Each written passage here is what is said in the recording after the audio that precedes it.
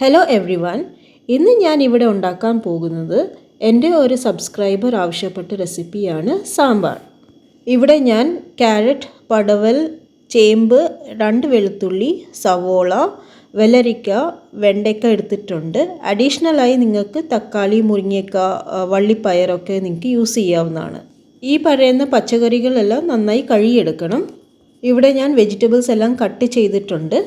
ശ്രദ്ധിക്കേണ്ട കാര്യം, vegetables cut ചെയ്തതിന് ശേഷം കഴുകാൻ പാടില്ല, അല്ലെങ്കിൽ അതിലുള്ള ന്യൂട്രിയൻസ് എല്ലാം നഷ്ടപ്പെടും. കട്ട് ചെയ്ത വെജിറ്റബിൾസ് എല്ലാം കുക്കറിലിടുക. 1/4 കപ്പ് സാമ്പാർ പരിപ്പ് എടുത്ത് നന്നായി ഒന്ന് കഴുകിയെടുക്കണം.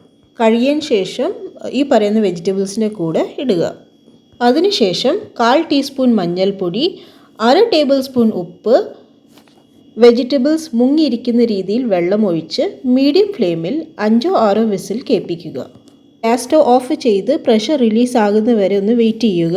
വെജിറ്റബിൾസും പരിപ്പും എല്ലാം വെന്തിട്ടുണ്ട്. കുറച്ച് വാളംപുളി എടുത്ത് 5 മിനിറ്റ് വെള്ളത്തിൽ ഇട്ട് വെക്കുക. ഒരു പാനോ അല്ലെങ്കിൽ കടായിൽ 1 ടേബിൾ സ്പൂൺ എണ്ണ ഒഴിച്ച് അതിലേക്ക് 3-4 കട്ട് ചെയ്ത് വെണ്ടയ്ക്ക ഷാലോ ഫ്രൈ ചെയ്തെടുക്കണം.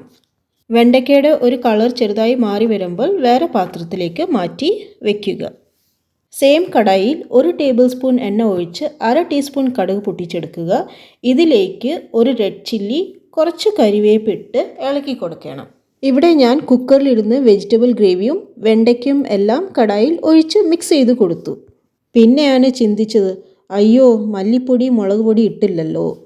പിന്നെ ഞാനൊരു സൊല്യൂഷൻ കണ്ടെത്തി. ഒരു തടുക്ക പാൻ എടുത്ത് 2 ടേബിൾ സ്പൂൺ മല്ലിപ്പൊടിയും 1.5 ടേബിൾ സ്പൂൺ മുളക് പൊടി ഇട്ട് ചെറുതായി ചൂടാക്കി അതിലേക്ക് കുറച്ച് വെള്ളം ഇട്ടൊന്ന് മിക്സ് ചെയ്ത് ഗ്രേവിയിലേക്ക് ഇട്ട് കൊടുത്തു. ഇപ്പോഴാണ് എനിക്കൊരു സമാധാനം വന്ന്, സാമ്പാർ കുളമായില്ലല്ലോ. ഇനി ഇതിലേക്ക് പുളിവെള്ളം, 1/4 ടീസ്പൂൺ കായം പൊടി ഇട്ടൊന്ന് ഇളക്കി കൊടുക്കുക. ഞാൻ സാമ്പാർ ഉണ്ടാക്കുമ്പോൾ സാമ്പാർ പൗഡർ യൂസ് ചെയ്യാറില്ല. അതിൻ്റെ പകരം ജസ്റ്റ് മല്ലിപ്പൊടിയും മുളക് പൊടി, മഞ്ഞൾപ്പൊടി ഇതൊക്കെ ഇടത്തുള്ളൂ.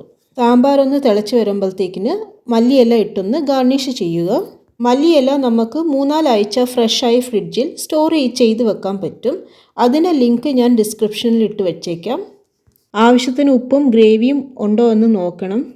ഗ്യാസ് സ്റ്റവ് ഓഫ് ചെയ്ത് അരമണിക്കൂറിന് ശേഷം ചോറോ ദോശ, ഇഡ്ഡലിയുടെ കൂടെ നമുക്ക് സെർവ് ചെയ്യാവുന്നതാണ്. നിങ്ങൾക്ക് ഇന്നത്തെ വീഡിയോ ഇഷ്ടപ്പെട്ടെന്ന് വിചാരിക്കുന്നു. Do like, share and subscribe. Thank you for watching.